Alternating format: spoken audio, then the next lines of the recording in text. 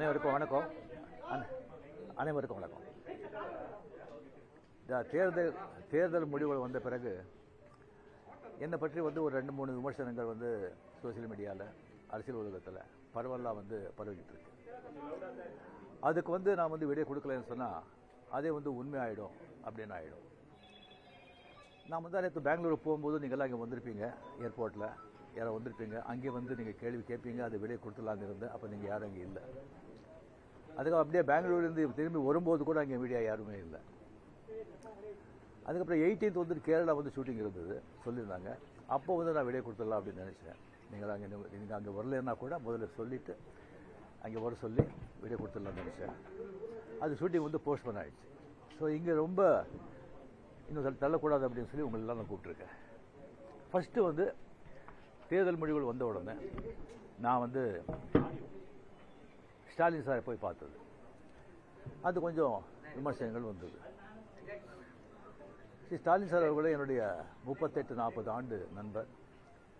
எங்களுடைய நட்பு கொள்கைகள் அரசியலுக்கு அப்பாற்பட்டது. ஜனநாயகத்தில் தோல்வி வெற்றி சகஜம். இருந்தாலும் ஸ்டாலின் அவர்கள் அந்த கொளத்தூரில் தோற்றது எனக்கு கொஞ்சம் சங்கடமாக இருந்தது. அதுக்காக ஒரு நண்பனுங்கிற முறையில், நட்பு முறையில் அவரை போய் நான் பார்த்தேன்.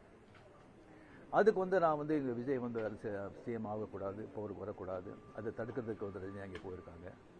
வேறு ஏதோ 2 பெரிய பார்ட்டியை சேர்க்கணும்னு சொல்லி பேசுகிறாங்க அப்படின்னு சொல்லி விமர்சனங்கள் வெளியே வருது. அந்த சூழ்நிலையில் தான் அதெல்லாம் பேச முடியுமா? அப்படி பேசுகிற ஒரு தரங்கெட்ட ஆள் ரஜினிகாந்த் இல்லை. அது தெளிவுபடுத்துகிறேன். ரெண்டாவது நான் அவர் வாழ்த்து சொல்லலை. ஏர்போர்ட் போகும்போது வாழ்த்து சொல்லலை.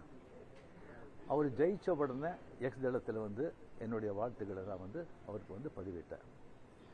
நான் 2016 அரசியலுக்கு வர்றேன்னு சொன்ன பிறகு நான் ஏர்போர்ட்டுக்கு போகும்போது யூஸ்வலாக அங்கே இருக்கிறவங்க அந்த போர்டிங் கார்டு வாங்கிறதுக்கு இருப்பாங்க. அவங்களுக்கு கேட்குறது தான் வழக்கம், மீடியா யாராவது இருப்பாங்களா அப்படின்னு. அதே இதில் மீடியா யாராவது இருப்பாங்களான்னு கேட்டேன். பெங்களூர் போகும்போது மீடியா யாரும் இல்லைன்னு சொன்னாங்க.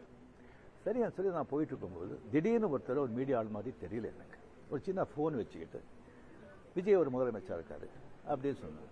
நான் என்ன செகண்ட் ஷாக், அது மீடியா மாதிரியே தெரியல எனக்கு. ஃபோன் வச்சுக்கிட்டு நான் அப்படியே பார்த்து சிரிச்சு நான் போயிட்டேன்.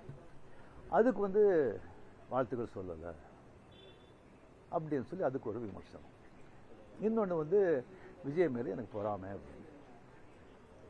நான் அரசியல் இல்லை, அரசியல் நான் இல்லைன்னு சொல்லி விலகி ஆச்சு. அரசியல் நான் இல்லாத போது அவர் மேலே எனக்கு ஏன் பொறாமை? ஒருவேளை கமல்ஹாசன் ஏதாவது முதலமைச்சர் தான் எனக்கு பொறாமை வந்திருக்குமோ என்னமோ தெரியாது. அப்போ கூட வந்திருக்காது. கிடைக்கிறது கிடைக்காம இருக்காது, கிடைக்காம இருக்கிறது கிடைக்காது. ஸோ இன்னொன்று எனக்கும் விஜய்க்கு எனக்கும் விஜய்க்கு ஒரு ஜெனரேஷன் கேப், கிட்டத்தட்ட 25 இயர்ஸ் டிஃப்ரென்ஸ். நான் முதலையே சொல்லியிருக்கேன். நான் விஜயை நான் இதை கம்பேர் பண்ணிக்கிட்டா அது எனக்கு நல்லது இல்லை, கெட்ட பேர். விஜய் என்னை பற்றி கம்பேர் பண்ணிட்டா அவருக்கு நல்லது இல்லை. சின்ன வயசுலேருந்து அவர் பார்த்துட்ருக்கேன். அவர் சிஎம் ஆனதில் எனக்கு என்ன போகிறாங்க? அது இவ்வளோ சின்ன வயசில் 52 வயசில் எம்ஜிஆர் என்டிஆர் சாதனை பண்ணுறதை விட அதை விட ஜாஸ்தி. கம்ப்ளீட்டாக சென்டர் பிஜேபி எவ்வளோ பெரிய பவர்ஃபுல் சென்டர். இங்கே 2 பெரிய கட்சிகளை எதிர்த்து தனி ஆளை ஜெயிச்சிருக்காங்க. அது நம்ம சினிமா இண்டஸ்ட்ரியில் இருந்து. எனக்கு அது பொறாமை இல்லை, ஒரு ஆச்சரியம் கலந்த ஒரு சந்தோஷம்.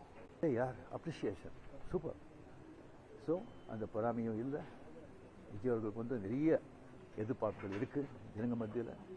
டெஃபினட்டாக அந்த எதிர்பார்ப்பெல்லாம் அவரை சந்தித்து மக்கள் நல்லது செய்வாங்கங்கிற நம்பிக்கை எனக்கு இருக்குது. அவருக்கு அதிக வாழ்த்துக்கள்.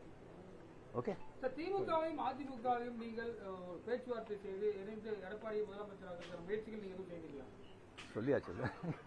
வேற உங்க ரசிகர்கள் என்ன சொல்றாங்கன்னா, நீங்க கட்சி ஆரம்பிச்சா நீங்க சிஎம் ஆயிருக்கலாம், கால சூழ்நிலை ஆகலன்னு ஒரு வருத்தப்படுறாங்க. சில பேர் சொல்றாங்க. நான் ஏன் அரசியலுக்கு நான் வரலைன்னு சொல்லி ஒரு 3 பேஜுக்கு கம்ப்ளீட்டாக அறிக்கை எதுக்கு என்ன ஆச்சுன்னு சொல்லி கிளியராக நான் சொல்லியிருக்கேன். அது தெரிஞ்ச பிறகு அவங்க சொல்கிறாங்க. சொன்னால் அந்த ஆத்தக்கம் இருக்கும், இல்லைன்னு சொல்ல வரல. அது தெரிஞ்ச பிறகும் ஏன் வரல அப்படின்னு சொன்னாங்கன்னா எனக்கு ஒன்றும் சொல்ல தெரியல. இனிமே உங்க ரசிகர்களை கட்டமைக்கிறதுல என்ன மாதிரி இருக்கும்? இல்லைங்க, நான் முதலியே சொல்லியாச்சு. அவங்கவுங்க எந்தெந்த பார்ட்டி என்னென்ன விஷயம் பண்ணுறீங்களோ அதை நீங்கள் தாராளமாக நீங்கள் போங்க அப்படின்னு முதலியே நான் சொல்லியாச்சு. எத்தனை மாட்டி நான் சொல்கிறது, நீங்களே சொல்கிறது. ஆக்ட் பண்ணுறாங்களே சொன்னால் அரசியல் வேறு, ஆக்ட் பண்ணுறது வேறு. ஆக்டிங் சொன்னால் ஹெல்த் வந்து எப்போ இதாவது நான் ஆக்ட் பண்ணலாம்னு வரலாம். அப்படியே அதை பாதித்த கூட ஒரு பொட்டிதர் பாதிப்பாங்க. அரசியல் விமர்சனம் பெரிய ரெஸ்பான்சிபிலிட்டி. கோடி கோடி மக்கள் அவ்வளோ ஈஸி இல்லை. நேற்று கமல் சார் வந்து சந்திச்சு 6 கோரிக்கை விட்டுருக்காரு திரையுலகத்தை பத்தி. நீங்க வந்து சிஎம் சந்திச்சு திரையுலக பத்தின கோரிக்கைகள் ஏதாவது முன்வைக்கிறதுக்கு ஐடியா இருக்கா? இல்லைங்க, இப்போ வந்து சினிமா இண்டஸ்ட்ரியிலேருந்து நடிகர் சினிமா போயாச்சு, ப்ரொடியூசர் கவுன்சில் பார்க்க போகிறாங்க, கமலும் போயாச்சு. மறுபடியும் வந்து சும்மா சம்பிரதாயிகமான போய் பார்க்கறதுக்கு எனக்கு பிடிக்காது. முதல் முறையா ஆட்சிக்கு வந்திருக்கக்கூடிய விஜய் அவர்களுக்கு உங்களுடைய அறிவுரை ஆலோசனை என்ன? எதிர்பார்ப்பு ரொம்ப ஜாஸ்தியாக இருக்குங்க. அது டெஃபினட்டாக பூர்த்தி செய்வாங்க நம்பிக்கை எனக்கு இருக்குது. பட் ஒன்று மக்கள் நம்ம வந்துட்டு ஒரு 2 வருஷம் அவரை விட்டுருணும். 2 வருஷம் விட்டுருணும். இன்னொன்று வந்து அவருடைய தொண்டர்களாகட்டும் ரசிகர்களாகட்டும் ஜாகிரதையாக வந்து நடந்துக்கணும். இந்த சென்ஸ் அவர் என்ன தப்பு பண்ணால் கூட அது ஸ்ட்ரைட்டாக விஜய்க்கு தான் பாதிக்கும் அப்படிங்கிறத அவங்க மனசில் வச்சுக்கணும். ஓகே,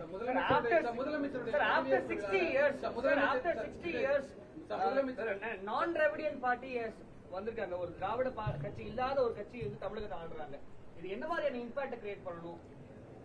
சரிங்க, ஒரு 60 ஆண்டுகள் பார்த்துட்டாங்க. இப்போ ஒரு மாற்றம் தேவை. அந்த மாற்றத்துக்கு கரெக்டாக வந்து விஜய் வந்தாங்க. அது வரும்போது கம்ப்ளீட்டாக சினிமா புகழ் 100% சினிமா புகழ் வந்து அவ்வளோ வந்து ஒரு கை கொடுத்துருக்கு. இளைஞர்கள், லேடிஸு அண்ட் சோஷியல் மீடியா அது நல்ல ஒர்க் ஆயிருக்கு. ஓகே, முதலமைச்சருடைய பதவியேற்பு விழால நீங்க சிறப்பு விஜய் பதவியேற்கும் போது உங்களுக்கு அழைப்பு வந்தா நீங்க கலந்து கொள்ளாத போது அது ஒரு சமூக வலைதளங்கள் சில கருத்துக்களை முன்வைச்சிருந்தாங்க. இல்லை, முதலமைச்சர் அந்த ஏற்பு விழா ஸ்வேரிங் எங்கே நான் எதில் கலந்துருக்கேன் நான்? ஏன்னா எதுலையும் கிடையாது. அழைப்பு வந்திருக்கு. இன்னும் ஸ்வேரிங்கன்னே பண்ணலைங்க. அந்த அழைப்பு நான் வந்து 96 தான் கலைஞர் இருக்கும்போது அவர் இருக்கும்போதே நான் வந்து அப்போ நான் போகல. 15 டேஸ்க்கு அப்புறம் நான் வெளியே போயிருந்தேன். 15 டேஸ்க்கு அப்புறம் வந்த பிறகு கலைஞர் சார் கேட்டேன், உங்களை பார்க்கணும், நான் வரட்டா நீங்கள் வரீங்களா? ஐயோ நானே வரேன்னு சொல்லி அவர்கிட்ட போய் நான் வாழ்த்துக்கள் சொன்னேன். அப்படி நேரடியாக வந்து மக்கள் வந்து மாற்றம் வேணும்ன்றதை இந்த தேர்தல் மூலியமா உணர்த்திருக்காங்க. 2001 நீங்க தேர்தல் கட்சி வச்சிருந்தா வெற்றி பெற்றலாம் என்று ஒரு சொல்லப்படுகிறது. அது வந்து தவறுட்டுமோன்னு நினைக்கிறீங்களா? இல்லை, 100% வெற்றி பெற்றுப்பாங்க, அதில் டவுட்டே கிடையாது. பட் ஆனால் அந்த பஸ் மிஸ் பண்ணிட்டீங்கன்னு நினைக்கிறீங்களா? வேறு கொஸ்டின். சார், இந்தியா லெவலில் இருக்கக்கூடிய பிஜேபி தமிழ்நாட்டில் மட்டும் ஏன் ஒரு சீட்டு வருது? என்ன காரணம்? சாரி, நான் அதுக்கெல்லாம் நான் ஆன்சர் பண்ணுறேன். Okay, thank you very much. My heartily congratulations to Vijay. Definitely a lot of expectation is there from people. Definitely, I hope, I wish he will fulfill that. Thank you.